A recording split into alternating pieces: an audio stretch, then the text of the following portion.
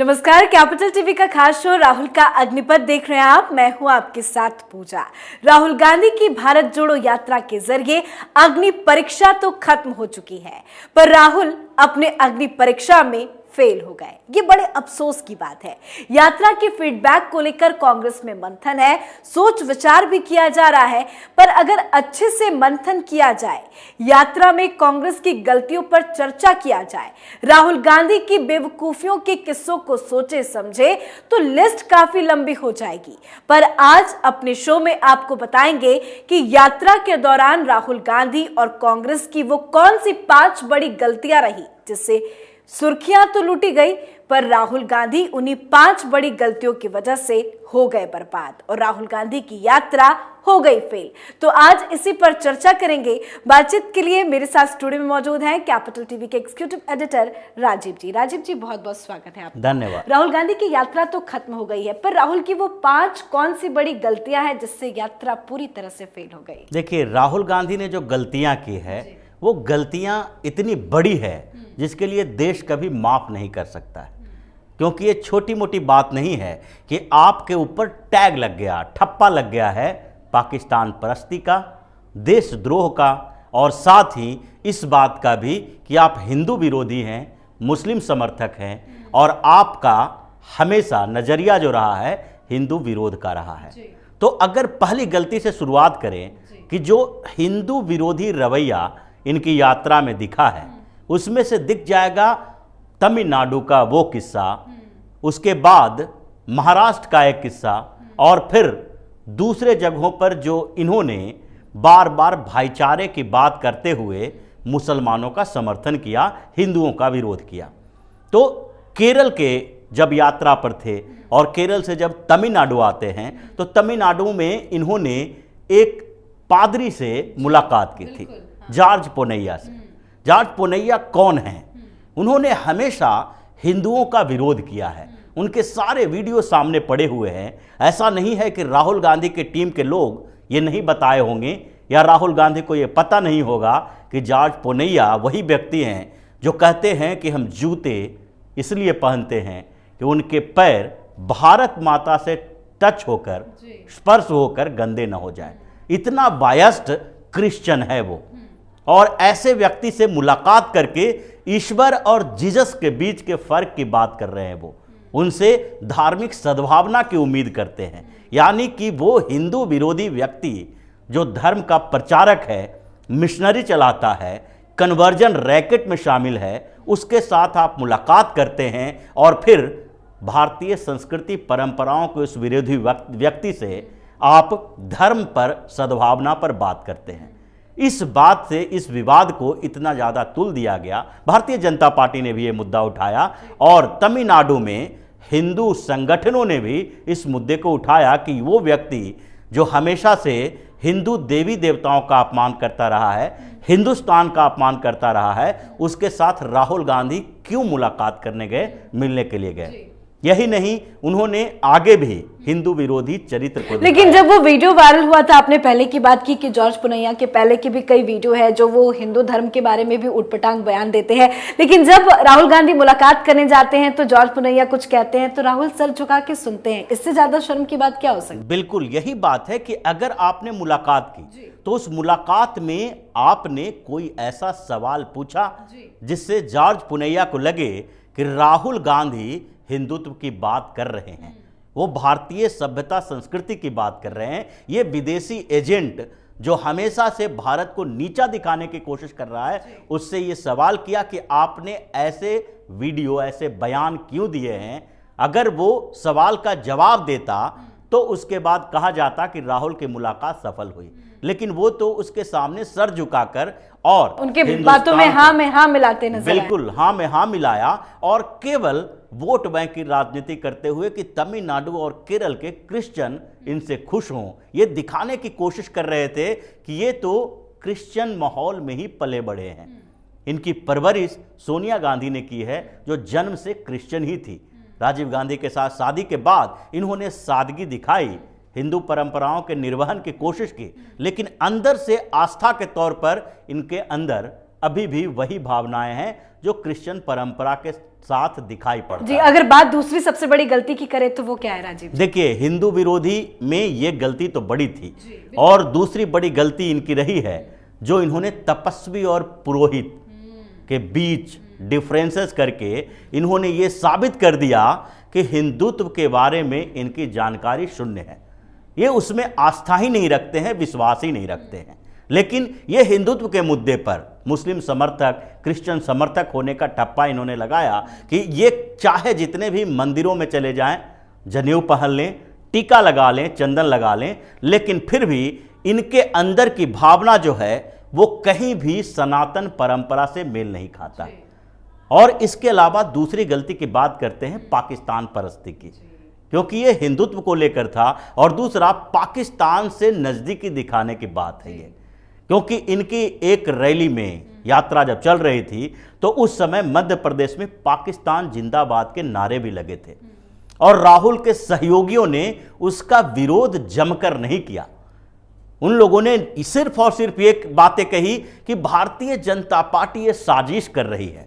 अगर आपकी यात्रा में पाकिस्तान जिंदाबाद के नारे लगाने वाले हैं तो राहुल गांधी को सामने आकर बोलना चाहिए कि पाकिस्तान मुर्दाबाद है, मुर्दाबाद रहेगा, क्योंकि भारत का दुश्मन राष्ट्र है और भारत के खिलाफ साजिश करता रहा है। दूसरी बात अगर है पाकिस्तान परस्ती की, तो जम्मू कश्मीर में भी देखने को मिला। कश्मीर की यात्रा पर इन्होंने वही सारे मुद्दे उठाए जो पाकिस्तान के रहे हैं।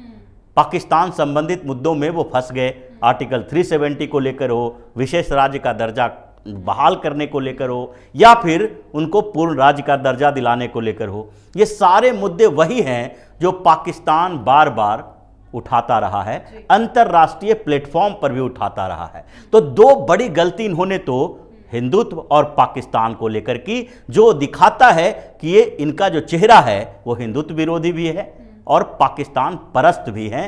कांग्रेस की पूरी जो सिस्टम है, इस सिस्टम में पाकिस्तान का समर्थन करना, हिंदुओं का विरोध करना शामिल किया जा चुका है। या इसके बाद अगर आगे की चर्चा करें सियासत को लेकर, तो जहां जहां ये गए कुछ ऐसे विवादित काम करते रहे। अब जैसे गांधीवाद की बात, हमेशा ये भाईचारा की बात करते हैं, लेकिन यही राहुल गांधी उसी भाईचारा और गांधीवादी चरित्र के खिलाफ काम करते रहे। जब गोपीनाथन नायर की प्रतिमा का अनावरण होना था, निम्स में उसके लिए प्रोग्राम किया गया था, केरल की बात हो रही थी, वहां पर कांग्रेस के प्रदेश अध्यक्ष के सुधाकरन भी पहुंच गए, शशि थरूर भी पहुंचे हुए थे। राहुल गांधी का इंतजार हो रहा था। ऐसे तो राहुल गांधी कहते हैं कि वो बहुत बड़े गांधीवादी भी हैं, गांधी की विचारधारा का पालन कर रहे हैं। दूसरी बात ये भी कहते हैं कि उन्होंने युवराज वाली अपनी छवि, जो पहले की छवि थी, उस राहुल गांधी की हत्या कर दी। राहुल गांधी वो मर चुके हैं, अब नए राहुल गांधी हैं। ये सामान्य लोगों के साथ यात्राएं कर रहे हैं, सड़कों पर चल रहे हैं, पैदल चल रहे हैं। लेकिन उस प्रोग्राम में केरल कांग्रेस को बेइज्जती का सामना करना पड़ा। राहुल गांधी का इंतजार हो रहा है, राहुल गांधी पहुंचे ही नहीं। बाद में के सुधाकरन को इसके लिए माफी मांगनी पड़ी कि एक स्वतंत्रता सेनानी, फ्रीडम फाइटर की बात हो रही है, उनके जो सम्मान में समारोह रखा गया है, मूर्ति का अनावरण है, और आपको इनवाइट किया गया, केरल कांग्रेस की तरफ से इनवाइट भी किया गया था, और आप हैं जो आने का आश्वासन देकर आपने बोला कि हम आएंगे वहां पर, और वहां इंतजार होता रहा, आप पहुंचे ही नहीं। और ऐसे कहेंगे कि हम सुबह में 5 बजे उठ के 6 बजे से यात्रा करना शुरू करते हैं, बिना रुके थके अथक प्रयास कर रहे हैं घूमने का, समझने का भारत की सोसाइटी का। तो ये एक बड़ी गलती थी जिसके कारण तमिलनाडु से लेके केरल तक, ये पूरा साउथ इंडिया में इनकी छवि पहले से और ज़्यादा खराब हुई कि ये युवराज हैं या युवराज ही रहेंगे। ये सोनिया गांधी और राजीव गांधी के बेटे हैं, नेहरू गांधी खानदान के हैं, तो इनके अंदर अभी भी वही अहम है, ईगो है, घमंड है कि वो जहां चाहेंगे वहीं जाएंगे। ये पार्टी फंक्शन और पार्टी के तरीकों से वो नहीं चलेंगे। ये एक बड़ी गलती रही है। और महाराष्ट्र में इंटर किए तो महाराष्ट्र में भी इन्होंने यही काम किया, हिंदुत्व विरोधी, भारत विरोधी। जो सावरकर की बात होती है, सावरकर को लेकर जो कांग्रेस का विचार रहा है वो हमेशा से ही दूषित रहा है। उन्होंने महाराष्ट्र में जाते ही सावरकर की बात उठा दी। और उनका अपमान करना शुरू कर दिया। अब महाराष्ट्र की राजनीति में सावरकर एक बड़े आदर्श पुरुष माने जाते हैं। आप उनका विरोध कर रहे हैं, अपमान कर रहे हैं, तो मराठी भावनाओं का भी अपमान कर रहे हैं। ये महाराष्ट्र की सियासत में के जानकार जितने भी हैं, और जो महाराष्ट्र में कांग्रेस का लीडरशिप है, उसको विश्वास नहीं हो रहा था कि अचानक से ये मुद्दा क्यों आ गया। क्योंकि आप तो एक तरफ बात कर रहे हैं भारत जोड़ने की, सब लोगों को जोड़ने की, गांधी की विचारधारा की बात कर रहे हैं। ये वही गांधी की विचारधारा है जिसमें कहा गया था, बार बार गांधी इस बात का जिक्र करते हैं कि किसी भी अपराधी से नफरत मत करो, अपराध से नफरत करो।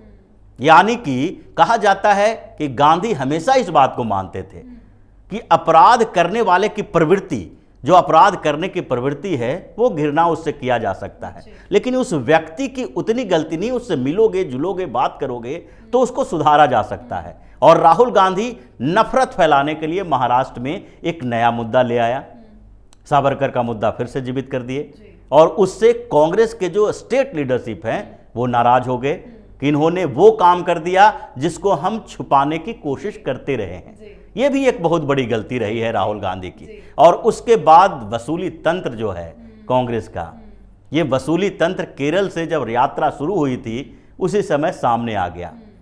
वो था जबरन चंदा वसूली का मामला। वीडियोस भी कई वायरल हुए, वीडियोज भी वायरल हुए।